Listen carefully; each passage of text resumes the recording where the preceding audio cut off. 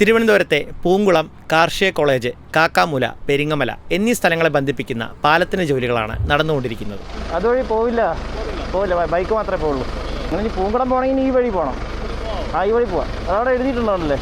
2024 പാലത്തിന് ജോലികൾ തുടങ്ങിയ ശേഷം ഇതുവഴിയുള്ള ഗതാഗതം നിരോധിച്ചിരിക്കുകയായിരുന്നു. ഇപ്പോൾ ഇരുചക്ര വാഹനങ്ങളും മുച്ചക്ര വാഹനങ്ങളും ഇതുവഴി കടന്നു പോകുന്നുണ്ട്. 186.1 മീറ്റർ നീളവും 14 മീറ്റർ വീതിയുമാണ് ഈ പാലത്തിനുള്ളത്. 70% ജോലികൾ ഏകദേശം പൂർത്തിയായിട്ടുണ്ട്. ചെറിയ വാഹനങ്ങൾ ഇതുപോലുള്ള താൽക്കാലിക ബ്രിഡ്ജിലൂടെയാണ് കയറിപ്പോകുന്നത്. വളരെ പ്രകൃതിസുന്ദരമായ ഒരു സ്ഥലമാണ് വെള്ളായണിക്കായൽ. ടൂറിസത്തിന് നല്ലൊരു ഭാവി ഇവിടെയുണ്ട്. മുമ്പ് ഇവിടെ ബണ്ട് റോഡാണ് ഉണ്ടായിരുന്നത്. പക്ഷേ മഴക്കാലത്ത് വെള്ളം പൊങ്ങിക്കഴിഞ്ഞാൽ അതിലൂടെയുള്ള ഗതാഗതം വളരെ ബുദ്ധിമുട്ടാണ്. ഈ പ്രദേശവാസികളുടെ ഒരുപാട് കാലത്തെ സ്വപ്നമാണ് ഈ പാലം. അപ്രോച്ച് റോഡിൻ്റെ ഭൂമി ഏറ്റെടുക്കൽ ജോലികൾ കുറച്ച് മന്ദഗതിയിലാണ് നടക്കുന്നത്. അതുകൊണ്ട് തന്നെ പാലം പണി തീർന്നാലും അപ്രോച്ച് റോഡ് പൂർത്തിയാകാതെ പാലം ഉപയോഗിക്കാനായിട്ട് സാധിക്കില്ല. ദൂരെ തൊഴിലാളികൾ നല്ല ഉയരത്തിലാണ് ജോലി ചെയ്യുന്നതെങ്കിലും ആർക്കും സേഫ്റ്റി ഹെൽമെറ്റ് ഒന്നും കാണാനില്ല. എന്തായാലും 2026 മഴക്കാലത്തിന് മുമ്പെങ്കിലും പാലത്തിന് ജോലികൾ പൂർത്തിയായി കഴിഞ്ഞാൽ ജനങ്ങൾക്ക് വളരെ ഉപകാരമായിരിക്കും. മഴ പെയ്തു കഴിഞ്ഞാൽ ഇതിലൂടെയുള്ള ഗതാഗതം വളരെ ബുദ്ധിമുട്ടാണ്. പിന്നെ വെള്ളായണിക്കായൽ എന്നത് തിരുവനന്തപുരം ജില്ലയിലെ മികച്ച ഫ്രഷ് വാട്ടർ ലേക്ക് ഇക്കോസിസ്റ്റമാണ്. മത്സ്യബന്ധനം ഈ പ്രദേശത്തെ പഴക്കമേറിയൊരു തൊഴിൽ മാർഗ്ഗമാണ്. കൂടാതെ തിരുവനന്തപുരത്തെ നല്ലൊരു ടൂറിസ്റ്റ് സ്പോട്ടായി മാറിക്കൊണ്ടിരിക്കുന്ന പുഞ്ചക്കിരിയിലൂടെയും വെള്ളായണിക്കായൽ കടന്നു പോകുന്നുണ്ട്.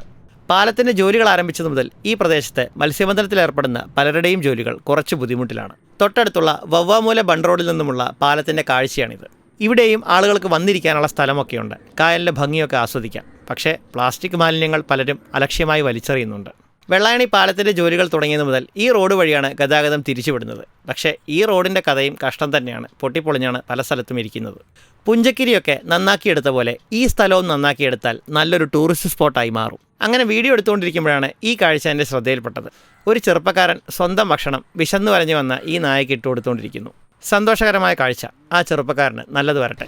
പാലത്തിന് ജോലികൾ നടക്കുന്നുണ്ടെങ്കിലും നമുക്ക് ഇരുചക്ര വാഹനം ഇതിൻ്റെ വശത്തോടെ കൊണ്ടുപോകാം. നേരെ നോക്കി മാത്രം ഓടിച്ചാൽ പോരാ, ഇടയ്ക്ക് മുകളിലേക്കും കൂടെ ശ്രദ്ധിക്കണം. പാലത്തിൻ്റെ ജോലികൾ നടക്കുന്നതുകൊണ്ട് മുകളിൽ നിന്നും ഭാരമുള്ള പല സാധനങ്ങളും താഴോട്ടേക്ക് വരാം. ശ്രദ്ധിച്ച് മാത്രം യാത്ര ചെയ്യുക. ഈ ബണ്ട് റോഡ് തീരുന്ന സ്ഥലത്ത് തന്നെയാണ് കേരള വാട്ടർ അതോറിറ്റിയുടെ ഒരു മെയിൻ പമ്പിംഗ് സ്റ്റേഷൻ.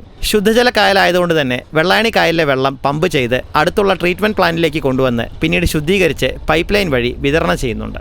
പാലത്തിന് ജോലികൾ നടക്കുന്നത് ഒരു ഡോക്യുമെൻറ്റേഷൻ എന്ന രീതിയിലാണ് ഈ വീഡിയോ ഞാൻ ചെയ്തത്. എന്തായാലും ഇവിടുത്തെ ജോലികൾ എത്രയും പെട്ടെന്ന് പൂർത്തിയാവട്ടെ, ഗതാഗതം സുഗമമാവട്ടെ. വീണ്ടും അടുത്തൊരു വീഡിയോയിൽ കാണാം.